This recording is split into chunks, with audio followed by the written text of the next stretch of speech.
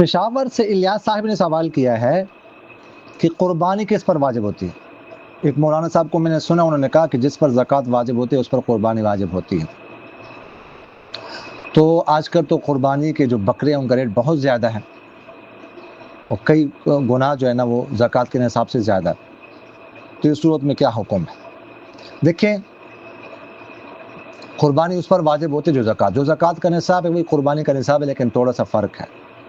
زکوٰۃ کے لیے تو 4 چیزیں ہیں نا، 52.5 تولے چاندی، 7.5 تولے سونا، یا اتنی مالیت کا مال تجارت، یا اتنی مالیت کی نقدی۔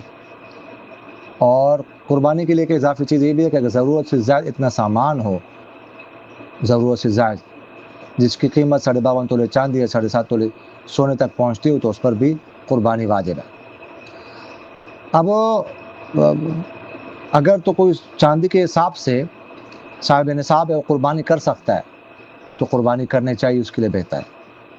البتہ اگر کوئی چاندی کے حساب سے صاحب نصاب ہے لیکن سونے کے نصاب سے وہ صاحب نصاب نہیں ہے، تو اس صورت میں اگر قربانی کر لے تو بہتر ہے، لیکن اگر نہ بھی کرے تو اس کی بھی گنجائش ہے، اس صورت میں اس پر گناہ نہیں ہوگا۔